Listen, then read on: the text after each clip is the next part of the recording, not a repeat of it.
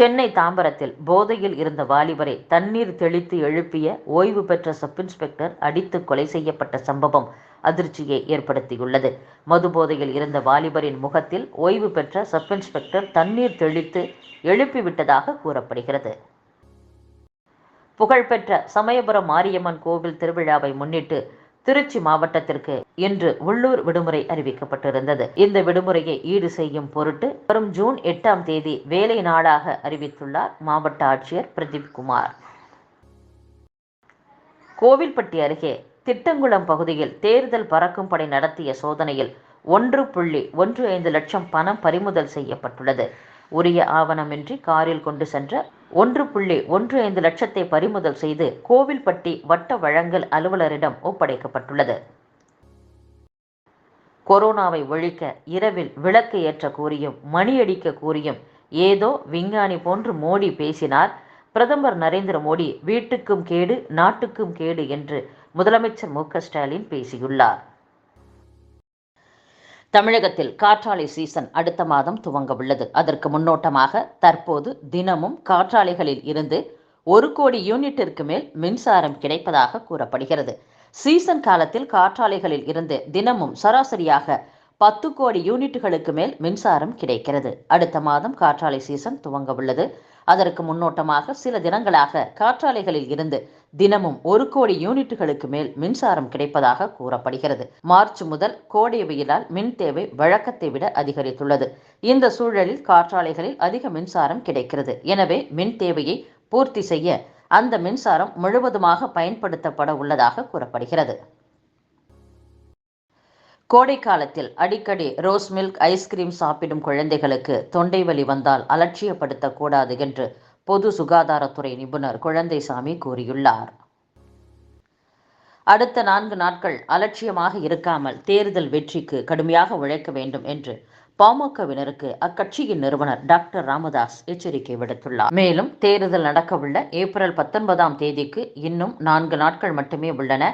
தேர்தல் களத்தில் பாமக தொண்டர்களின் உழைப்பு பெரும் நம்பிக்கை அளிக்கிறது. 3வது முறையாக நரேந்திர மோடி பிரதமராவது எப்போதோ உறுதியாகிவிட்டது. தேசிய அளவில் தேசிய ஜனநாயக கூட்டணி 400 இடங்களை கைப்பற்றப் போவது உறுதி என்றும் இதற்கு தமிழகத்தின் பங்களிப்பு என்ன, பாமகவின் பங்களிப்பு என்ன என்பதுதான் இப்போதுள்ள கேள்வி.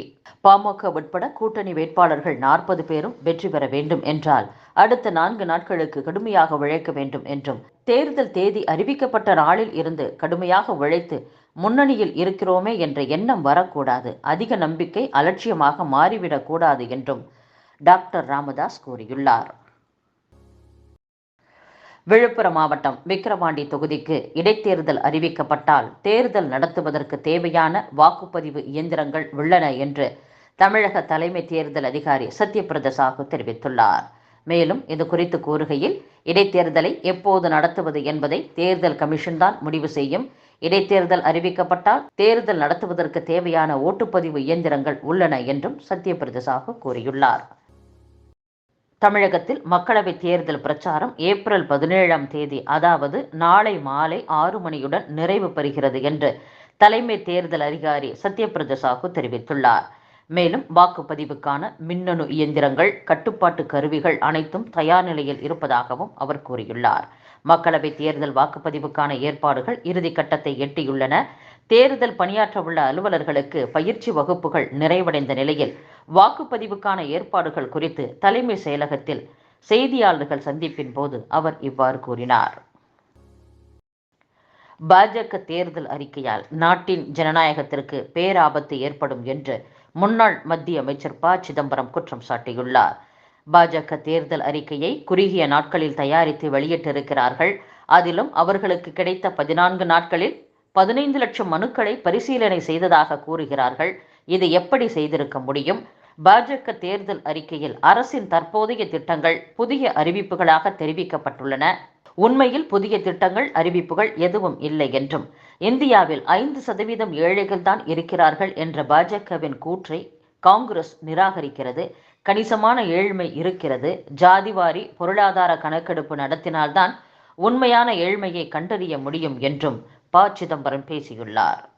மேலும் இந்தியாவில் எல்லா வீடுகளுக்கும் சமையல் எரிவாயு குழாய் மூலம் வழங்கப்படும் என பாஜக கூறுகிறது. இந்தியாவில் ஊரக பகுதிகளில் எல்லா வீடுகளுக்கும் குழாய் மூலம் தண்ணீர் வரவில்லை. இந்நிலையில் குழாய் மூலம் எரிவாயு எப்படி வழங்க முடியும்? இந்தியாவில் 4 கோடி இலவச வீடுகள் கட்டி முடிக்கப்பட்டுவிட்டது. இன்னும் 3 கோடி இலவச வீடுகள் கட்டப்படும் என்றும் பாஜக தேர்தல் அறிக்கையில் குறிப்பிடப்பட்டுள்ளது. இதன்படி ஒரு மாவட்டத்தில் சராசரியாக 50,000 வீடுகளாவது கட்டப்பட்டிருக்க வேண்டும். ஆனால் நடைமுறையில் இந்த அளவுக்கு வீடுகள் கட்டப்படவில்லை என்றும் ப. சிதம்பரம் பேசியுள்ளார். திகார் சிறையில் முதலமைச்சர் அரவிந்த் கெஜ்ரிவால் ஒரு பயங்கரவாதி போல் நடத்தப்படுகிறார் என்றும், கடுமையான குற்றவாளிகளுக்கு கிடைக்கும் அடிப்படை வசதிகள் கூட சிறையில் அவருக்கு கிடைக்கவில்லை என்றும் பஞ்சாப் முதலமைச்சர் பகவந்த் மான் குற்றம் சாட்டியுள்ளார். தேர்தல் நிதி பத்திரங்கள் திட்டம் குறித்து எதிர்க்கட்சிகள் பொய்களை பரப்புகின்றன என்று பிரதமர் மோடி குற்றம் சாட்டியுள்ளார்.